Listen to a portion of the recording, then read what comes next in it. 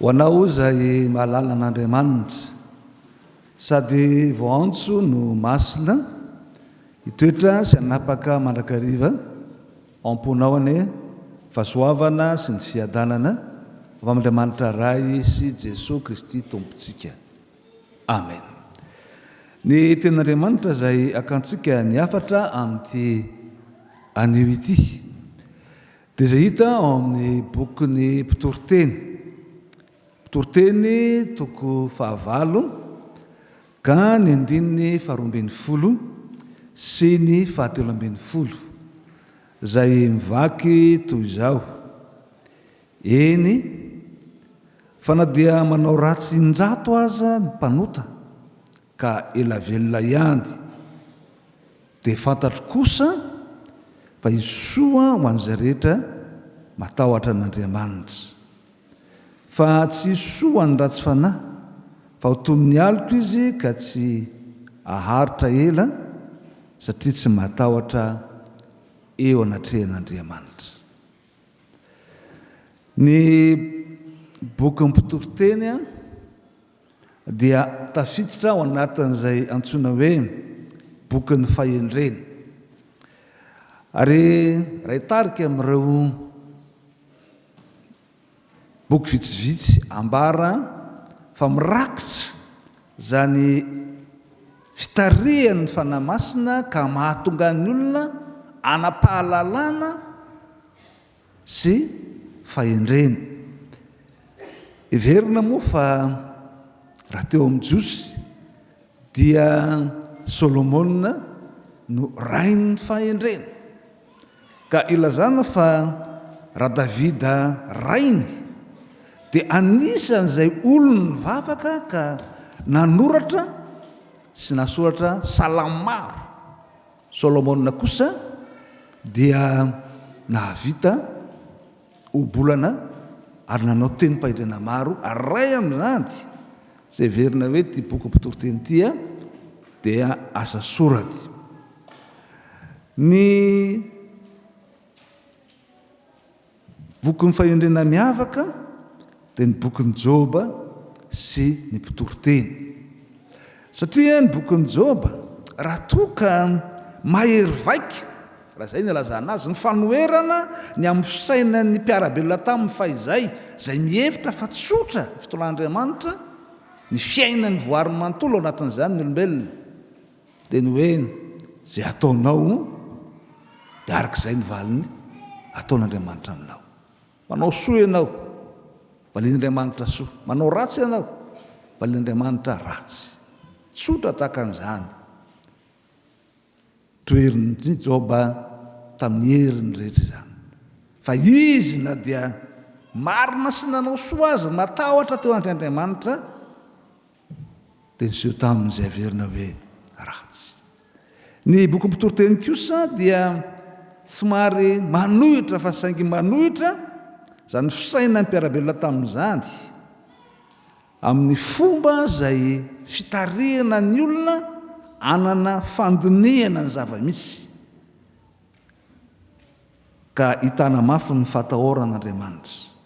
Na dia tsy araky ny antenaina aza zay zava-misy mitranga eo amin'ny fiainana, dia tonina ny olona hitana sy atoky ary toetra eo anatin'Andriamanitra ka anana ny atao hoe fahatahorana an'Andriamanitra. Eto amin'ity toko 9 ny 17 hatramin'ny 17 ity dia ahitantsika ny fanambaran'ny Mpitoroteny fa rehefa nandinika sy nijery ny zava-misy izy dia fantany fa tsy ho takitry ny sain'olombelona naoviana ny fitondran'Andriamanitra na ny fitantanan'Andriamanitra ny fiainan'ny voariny manontolo. Fa ny fahendrena dia izao: voalohany indrindra aoka hatoky ny marina sy ny matahotra an'Andriamanitra, fa naoviana dia tsy ho diso zava-tsoa izy. Zay ny fahendrena, fahatokiana sy fitoerana mahatoky eo anaty Andriamanitra. Fa na oviana Andriamanitra dia tsy anadino zay mandeha mahitsy sy manao ny marina eo anatreny. Satria rehefa mandinika sy mijery tokoa ny fiainana ny mpitoroteny araky ny hitantsika eto, dia mahita izy fa indraindray ny olona, samy olona dia mifanao ratsy, afaka mampiatra sy manao zava-dratsy amin'ny namany ny manam-pahefana. Ary tsy azon'ny olona atao indraindray ny manohatra azy. Mety mahakivy, mety mahaketraka, ary mety azy ahatonga ny olona hihevitra fa tsy hita n'Andriamanitra izy. Ary ao anatin'ny boky ny fahendrena raha ny Salamo dia ny filazan'izany dia lefa hoe nentinao teo anatrehny fahavalonay zay Jehova, ka efa nanitsaka ny lohanay izy. Ny toyny moa mahafinaritra antsika dia hoe nitondra anay nivoaka mahatretrika ianao, fa raha ilay fanitsahana ny loha dia toa tsy ahitana fiarovana. Ka oka hitana ny fahatokiana sy azona ny fahamarinana ny marina, fa na oviana tsy ho diso zava-tsoa amin'i Jehova izy. Eny, hoy ny tenin'Andriamanitra eto, fa ny mpanao ratsy dia mbola mena ajany ihany, ka entina eo anatrehan'Andriamanitra ka tafiditra. Fa ny marina kosa dia miala amin'ny toerana masina ka adino na ao an-tanàna azy. Filazana izany dia hoe indraindray tokoa ane toa ohatrany tsy manan-danja na tsy heverin'ny olona ny fahamarinana zay hita sy iainany vitsy ao anatin'ny fiarahamonina, zay miteraka fahakiviany zany. Fa indrena ary hoy ny ten'Andriamanitra nentin'ny mpitoroteny eto, dia zaho tsy ho diso fitahiana na oviana ny matahotr'Andriamanitra, ka aza ketraka, aza vizana, aza reraka, aza votsotra ny tanan'i Jehova, ny tantana anao amin'ny fahamarinana, fa azony hatramin'ny fanaovana ny marina, fa tsy maintsy misy valiny tsara izany, tsy maintsy misy fahatsiarovanaN'Andriamanitra anao izany. Ary zay ny fahendrena. Dia avy namalala raha any amin'ny epistely, ary nalaza ty teny ity tamin'ny fanambaran'ny kardinaliny rahavavy katolika, ny teny faneva zay nijorony, le hoe aza manaiky ho resin'ny ratsy ianao, fa inona? Fa reseo amin'ny soa ny ratsy. Aza manaiky ho resin'ny ratsy ianao, fa reseo amin'ny soa ny ratsy, na amin'ny fanaova-tsoa ny ratsy. Indrisy anefa fa eo amin'ny fiainantsika andavanandro dia ahoana moa fomba fitenin'ny maro, rehefa samy ratsy ihany ry ralahy dia maninona? Andao samy anao ratsy. Rehefa samy ratsy ihany dia ho hita hoe fa samy anao ratsy.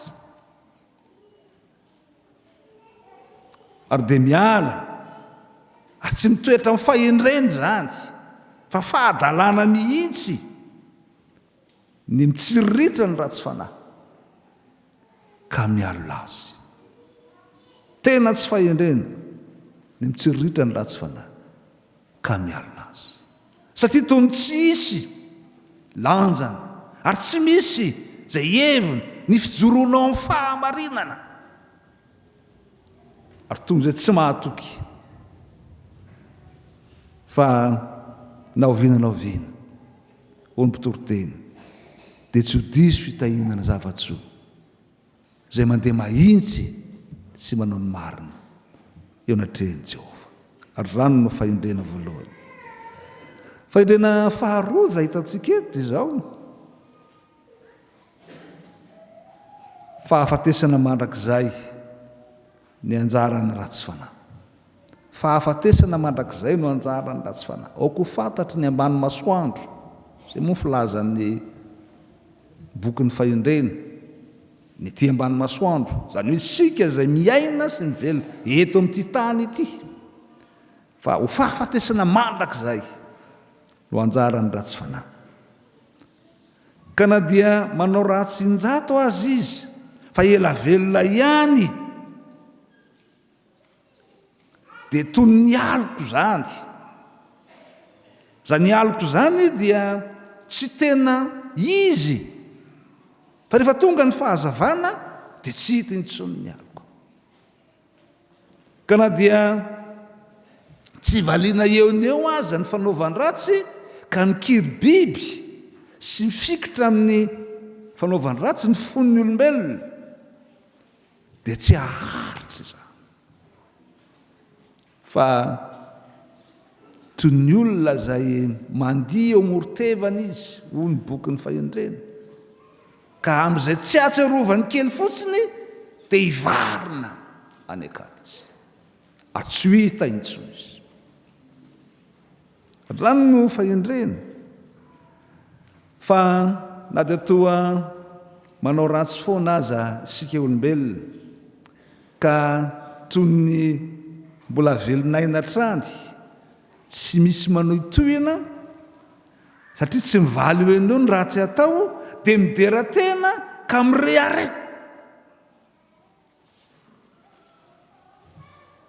Tsy fahendreny zany, satria tsy mahatazana ary tsy mitsinjo ny fiafarana, tsy mandinika ny amin'izay farany ny fisainana sy ny fanao tahaka an'izany. Ka toy ny aloka, tsy tena izy fa tandidona ihany, ho foana rehefa tonga ny mazava. Riavana malala ny fahafoanana, dia izany no endriky ny fahafatesana faharoa. Zany hoe ho an'izay mahitsy sy mandeha matahotra an'Andriamanitra, dia isoa azy ka hitoetra ary isy eo anatrehan'Andriamanitra izy. Fa ny ratsy fanahy kosa dia ho foana, zany hoe ho lavitra ka tsy ahita ny fanatrehan'Andriamanitra ny fiainany. Zany no ambara hoe fahafatesana mandrakizay. Ka na ny fahavelona aza ka tsy mahita na tsy hita n'Andriamanitra, na adinon'Andriamanitra ny olona, satria manalavitra azy, dia faharavana feno ny hevitra zany. Tsy ho hita eo anatin'Andriamanitra intsony ny ratsy fanahy, ary zavatra mahatahotra izany, ary zavatra izay fisainana sy fandiniana, ary tokony ho eritreretiny izay manapana na manam-pahendreny zany. Ka na toy inona toe zavatra iainana izay mety ilazana fa manana sy mahita fiainana ny olona izay manao ratsy, dia tsia ho ny mpitoroteny, fa aloka ihany zany, miserana ihany zany, ary tsy ho hita intsony zany rehefa mitonga ny fahazavana na ny fitsaran'Andriamanitra. Riavana malala ny fahendrena ary zay intson'Andriamanitra antsika ny alalan'izao teniny izao, dia aza kivy, aza ketraka, aza mialina na mitsiritra ny fanaony ratsy fanahy. Fomba fiteniko amin'ny katokômena ny hoe rainareo ny mbola milatiny, sambatra nareo ry zalahy fa mbola zay ny mbola afaka midorodoroka, fa zay moa zao ny ahatra katokômenako, mbola hitorodoroka ihany ianao satria mitsiriritra tsy mahita ny soa tsy mahalala nefa fahasoavana sy ny fahazavana zay ampitoerin'Andriamanitra anao iveryn-dalana ianao ka azakivina ketraka miazona lala mahitsy ny fatahorana an' Jehova ao amin'ny lalana zay alenao. Tsarovy fa na dia tsy mivaly eo no eo aza ny ratsy atao dia isy ny fampiaran'Andriamanitra ny fahatezerany amin'ny mpanao ratsy. Ary zay mbara ho fahatezerin'Andriamanitra dia ny fanalan'Andriamanitra ny fitiavana aminy ka izay no mbara hoe fahafatesana mandrakizay. Ny fahatezerin'Andriamanitra dia mifanohitra amin'ny fahatezerany ny fitiavany ka raha ny fahatezerin'Andriamanitra no miatra sy hiatra amin'ny mpanao ratsy.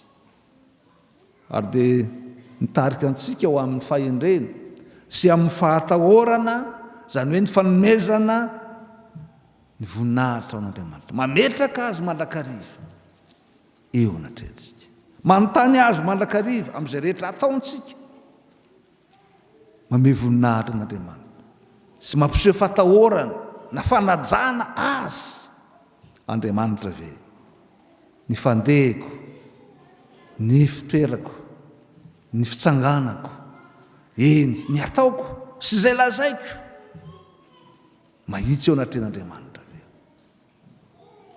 fa izy farany ny fanaovan-dratsy ary mitoera mandrakariva eo anatrehan'Andriamanitra ka mahareta amin'ny fahatokiana azy. Raha tokoa mantsy ohatra ny te ampitrotra ngely ilay fomba fiteny hoe 70 andro no an'ny mpangalatra fa andro ray fotsiny mba an'ny tompony. Ohatra ny te mampitrotra fa zay fahafantarana fa misy fetrany ny ataon'ny mpanao ratsy no anananao fahatokiana sy faharetany fa Andriamanitra dia tsy hanadino ary soa mandrakariva ho an'izay mandeha matahotra azy.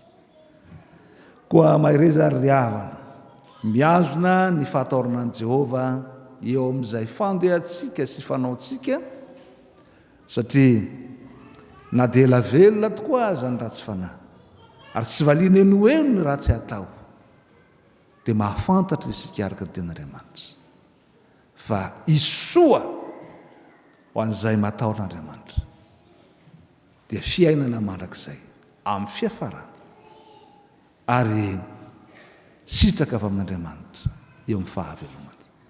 Dia ho an'Andriamanitra irery ny voninahitra ho amintsika kosa ny hery ny fiasan'ny fanahy masina ahafahantsika mitoetra mahatoky eo amin'ny fanaran'Andriamanitra ka mandeha amin'ny fahitsiana eo anatrehany. Amen.